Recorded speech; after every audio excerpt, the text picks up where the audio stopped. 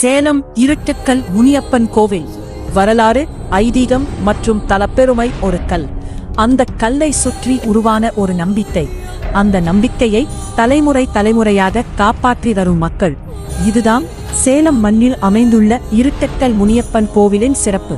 சேலம் மாவட்டத்தில் பல பழமையான கோவில்கள் இருந்தாலும் கிராமிய மக்களின் வாழ்க்கையோடு மிகவும் நெருக்கமாக இணைந்திருக்கும் காவல் தெய்வ வழிபாட்டு தலங்களில் இருட்டுக்கல் முனியப்பன் கோவிலும் ஒன்று. இந்த கோவில் எப்போது உருவானது? இருட்டுக்கல் முனியப்பன் என்ற பெயர் எப்படி வந்தது? இங்கு முனியப்பனை ஏன் காவல் தெய்வமாக மக்கள் வழிபடுகிறார்கள்? இந்த கோவிலை பற்றிய உள்ளூர் நம்பிக்கைகள் என்ன? சேலம் மண்ணும் காவல் தெய்வ வழிபாடும். சேலம் மாவட்டம் என்பது மலைகளும் காடுகளும் ஏரிகளும் பழமையான கிராமங்களும் நிறைந்த ஒரு பகுதி. சேலம் மற்றும் அதன் சுற்றுவட்டார கிராமங்களில் பழங்கால முதலே இயற்கையோடும் விவசாயத்தோடும் கிராம வாழ்க்கையோடும் இணைந்த பல்வேறு தெய்வ வழிபாடுகள் இருந்து வருகின்றன. குறிப்பாக காவல் தெய்வ வழிபாடு என்பது தமிழர்களின் கிராமிய பண்பாட்டில் முக்கியமான இடத்தை பெற்றுள்ளது. ஒரு கிராமத்தின் எல்லையை காப்பவர், மக்களை நோய் மற்றும் தீமைகளிலிருந்து பாதுகாப்பவர், பயணம் செல்பவர்களுக்கு துணையாக இருப்பவர் என்று காவல் தெய்வங்கள் மீது மக்கள் நம்பிக்கை வைத்திருந்தனர். அந்த வகையில் தமிழகத்தின் பல பகுதிகளில் முனியப்பன், முனீஸ்வரன், கருப்பசாமி, ஐயனார் போன்ற காவல் தெய்வங்கள் வழிபடப்படுகின்றன.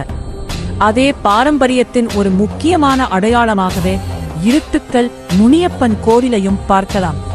கோவில் அமைந்துள்ள பகுதி சேலம் மாவட்டத்தின் சேர்வராயன் மலைப்பகுதியை ஒட்டியுள்ள பகுதிகள் இயற்கை அழகும் பழமையான கிராமிய வழிபாட்டு மரபுகளும் கொண்டவை. இந்த பகுதியில் அமைந்துள்ள இருட்டுக்கல் முனியப்பன் கோவில் சுற்றுப்புற மக்களின் பக்தியுடன் தொடர்புடைய ஒரு முக்கியமான வழிபாட்டு தலமாக இருந்து வருகிறது.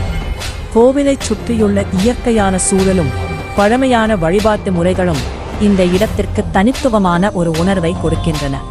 இங்கு வரும் பக்தர்களுக்கு பெரிய நகர கோவில்களில் காணப்படும் பிரம்மாண்டமான கட்டிட அமைப்பை விட ஒரு கிராமிய தெய்வத்தின் மீது இருக்கும் நேரடியான பக்தி மற்றும் நம்பிக்கையை முக்கியமாக தெரிகிறது. இருட்டுக்கல் முனியப்பன் கோவில் சுமார் 200 ஆண்டுகள் பழமையானது என்று சில உள்ளூர் மற்றும் ஊடக தகவல்கள் குறிப்பிடுகின்றன. ஆனால் கோவில் உருவான சரியான ஆண்டு அல்லது அதன் தொடக்கத்தை உறுதிப்படுத்தும் விரிவான கல்வெட்டு ஆவணங்கள் பொதுவாக கிடைக்கவில்லை. எனவே இந்த கோவிலின் வயது தொடர்பான தகவல்களை உள்ளூர் வரலாறு மற்றும் தலைமுறையாக சொல்லப்பட்டு வரும் மரபு தகவல்களாக எடுத்துக்கொள்வதே சரியானது. பல கிராமிய கோவில்களின் வரலாறும் இப்படித்தான் தலைமுறையிலிருந்து தலைமுறைக்கு கடத்தப்பட்டு வருகிறது. எழுத்தில் பதிவு செய்யப்படாத வரலாறு, மக்களின் நினைவுகளில் வாழும் வரலாறு, அதுதான் இந்த மாதிரியான கிராமிய தெய்வ கோவில்களின் முக்கியமான தனிச்சிறப்பு. இருட்டுக்கல் முனியப்பன் என்ற பெயரே மிகவும் வித்தியாசமாக இருக்கிறது. இருட்டுக்கல் என்ற பெயர் எப்படி வந்தது என்பதற்கு உறுதியான ஒரே வரலாற்று பதிவு இல்லை. ஆனால் உள்ளூர் மரபில் இந்த பகுதியின் இயற்கையான கல் அமைப்பு மற்றும் அதனை சுற்றியிருந்த சூழலோடு இந்த பெயர் தொடர்புபடுத்தப்படுகிறது. கிராமிய தெய்வ வழிபாட்டில் ஒரு குறிப்பிட்ட இடம், கல், மரம் அல்லது இயற்கை அமைப்பு காலப்போக்கில் வழிபாட்டு தலமாக மாறுவது புதிதான விஷயம் அல்ல. முதலில் இயற்கை அமைப்பாக இருந்த ஒரு இடம் பின்னர் மக்கள் நம்பிக்கையின் மையமாக மாறுகிறது. அதன் பிறகு அங்கு வழிபாடு தொடர்ந்து நடப்புகிறது. காலம் செல்ல செல்ல அந்த இடத்துக்கே ஒரு தனிப்பட்ட பெயரும் உருவாகுகிறது. இருட்டுக்கல் முனியப்பன் வழிபாட்டின் பின்னணியையும் இந்த கிராமிய வழிபாட்டு மரபின் ஒரு பகுதியாக பார்க்கலாம். இந்த முனியப்பன் அல்லது முனீஸ்வரன் என்பது தமிழகத்தின் பல பகுதிகளில் மக்களால் காவல் தெய்வமாக வழிபடப்படும் தெய்வ வடிவமாகும். பொதுவாக முனியப்பனின் உருவம் கம்பீரமாக இருக்கும். முறுக்கு மீசை, கையில் ஆயுதம், வீரமான தோற்றம், இவை அனைத்தும் ஒரு காவல் தெய்வத்தின் அடையாளங்களாக கருதப்படுகின்றன. மக்களின் நம்பிக்கைப்படி முனியப்பன் தன்னை வழிபடும் மக்களை தீய சக்திகளிடமிருந்தும் ஆபத்துகளிலிருந்தும் காப்பதாக நம்பப்படுகிறது. அதனால்தான் பல கிராமங்களில் முனியப்பன் கோவில்கள் பெரும்பாலும் ஊரின் எல்லை பகுதிகளிலும் சாலை ஓரங்களிலும் அல்லது இயற்கை சூழ்ந்த இடங்களிலும் அமைந்திருப்பதை நாம் பார்க்க முடியும்.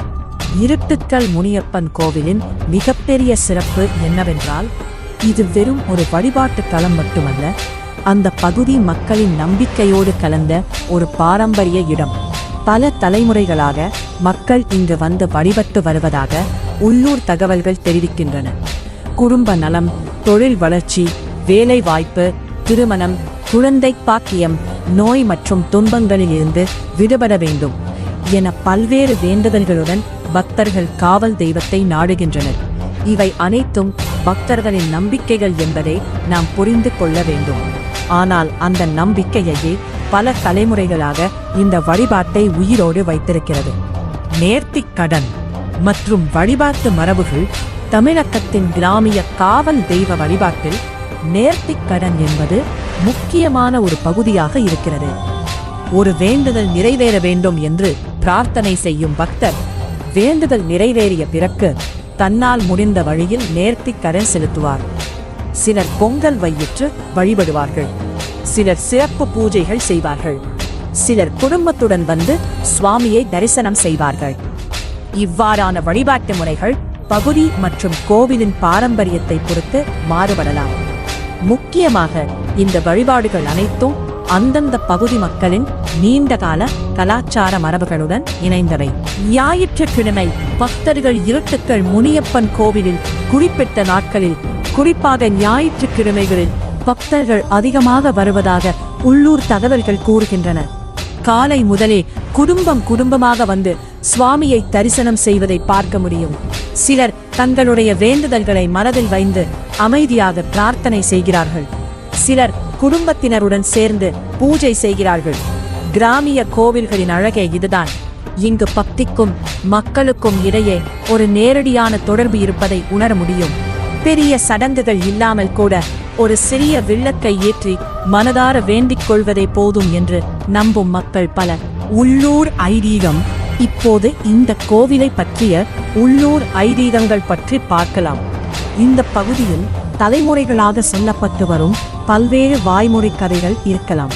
அவற்றில் சில முனியப்பன் இந்த பகுதியை காவல் காத்ததாகவும் பக்தர்களின் வேண்டுதல்களுக்கு அருள் செய்ததாகவும் கூறுகின்றன. ஆனால் இத்தகைய கதைகளுக்கு எழுத்துப்பூர்வமான வரலாற்று ஆதாரம் இல்லாதபோது அவற்றை உறுதியான வரலாறு என்று கூறுவது சரியாக இருக்காது. எனவே இந்த கதைகளை நாம் உள்ளூர் ஐதீகம் அல்லது மக்களின் நம்பிக்கை என்ற வகையில் புரிந்து கொள்வோம். வரலாற்றை மதிப்பதோடு நம்பிக்கையையும் அதனிடத்தில் மதிப்பதே சரியான அணுகுமுறை. ஏன் இன்றும் மக்கள் இங்கு வருகிறார்கள்? இன்றைய காலத்தில் நகர வாழ்க்கை வேகமாக மாறிவிட்டது. தொழில்நுட்பம் வளர்ந்துவிட்டது. மக்களின் வாழ்க்கை முறையும் மாறிவிட்டது. ஆனால் கிராமிய காவல் தெய்வங்கள் மீதான நம்பிக்கை மட்டும் பல இடங்களில் இன்னும் தொடர்கிறது. அதற்கு முக்கிய காரணம் பாரம்பரியம். தாத்தா வழிபட்ட தெய்வம், அப்பா வழிபட்ட தெய்வம், இப்போது மகளும் வழிபடுகிறார்கள். இப்படித்தான் ஒரு தலைமுறையின் நம்பிக்கை அடுத்த தலைமுறைக்கு செல்கிறது. அதனால்தான் இருட்டுக்கல் முனியப்பன் போன்ற கோவில்கள் வெறும் பழைய கோவில்களாக இல்லாமல் மக்களின் வாழ்க்கையோடு இணைந்த பண்பாட்டு அடையாளங்களாக இருக்கின்றன. கோவிலின் உண்மையான சிறப்பு. இந்த கோவிலின் சிறப்பு பெரிய கோபுரத்திலோ பிரம்மாண்டமான கட்டிடத்திலோ மட்டும் இல்லை, மக்களின் நம்பிக்கையில்தான் இருக்கிறது. பல ஆண்டுகளாக தொடர்ந்து வரும் வழிபாடு, குடும்பங்களின் பாரம்பரியம், உள்ளூர் மக்களின் பங்களிப்பு, காவல் தெய்வத்தின் மீது இருக்கும் பக்தி, இவை அனைத்தும் சேர்ந்து இந்த கோவிலுக்கு ஒரு தனித்துவத்தை உருவாக்கின்றன. நகரங்களில் இருக்கும் பெரிய கோவில்களைப் போல இல்லாமல் கிராமிய தெய்வ கோவில்கள் நம்முடைய மண்ணின் வாழ்க்கை முறையை நேரடியாக பிரதிபலிக்கின்றன. அந்த வகையில் இருட்டுக்கல் முனியப்பன் கோவில் முக்கியமானது. பாரம்பரியத்தை பாதுகாப்போம். இன்றைய தலைமுறைக்கு நம்முடைய பழமையான கோவில்களின் வரலாற்றை எடுத்துச் சொல்வது மிகவும் அவசியம். ஏனென்றால் ஒரு கோவில் என்பது வெறும் கட்டிடம் கிடையாது. அதற்கு பின்னால் ஒரு ஊரின் வரலாறு இருக்கும், ஒரு குடும்பத்தின் நினைவுகள் இருக்கும், ஒரு சமூகத்தின் பண்பாடு இருக்கும், பல தலைமுறைகளின் நம்பிக்கை இருக்கும். அதனால் இருட்டுக்கல் முனியப்பன் போன்ற கிராமிய வழிபாட்டுத் தலங்களைப் பற்றி அறிந்து கொள்வதும் அவற்றின் வரலாற்றையும் வாய்மொழி மரபுகளையும் பதிவு செய்வதும் முக்கியம். சேலம் மண்ணின் பாரம்பரியத்தோடு இணைந்திருக்கும் இருட்டுக்கல் முனியப்பன் கோவில் பல தலைமுறைகளின் நம்பிக்கையை தன்னுள் சுமந்து நிற்கும் ஒரு காவல் தெய்வ திருத்தலம். இங்கு சொல்லப்படும் வரலாறுகளில் சில உள்ளூர் மரபுகளாகவும் சில பக்தர்களின் நம்பிக்கைகளாகவும் இருக்கலாம். ஆனால் அந்த நம்பிக்கையின் பின்னால் இருக்கும் மக்களின் வாழ்க்கையும் பண்பாடும் பாரம்பரியமும் நிச்சயமாக மதிக்கப்பட வேண்டியவை. இந்த கோவிலுக்கு நீங்கள் சென்றிருக்கிறீர்களா? உங்கள் அனுபவம் அல்லது உங்களுக்கு தெரிந்த உள்ளூர் வரலாற்றை கமெண்டில் பதிவு செய்யுங்கள். அது இந்த கோவிலின் வரலாற்றை இன்னும் சிறப்பாக பதிவு செய்ய உதவும். இந்த வீடியோ உங்களுக்கு பிடித்திருந்தால் லைக் செய்யுங்கள். உங்கள் நண்பர்கள் மற்றும் குடும்பத்தினருடன் ஷேர் செய்யுங்கள். இதேபோல் நம்முடைய தமிழ்நாட்டின் மறைக்கப்பட்ட கோவில் வரலாறுகள், ஐதீகங்கள் மற்றும் பாரம்பரிய இடங்களை பற்றி தெரிந்து கொள்ள நமது சேனலை சப்ஸ்கிரைப் செய்யுங்கள். அடுத்த வீடியோவில் இன்னொரு சுவாரஸ்யமான கோவில் வரலாற்றுடன் சந்திப்போம்.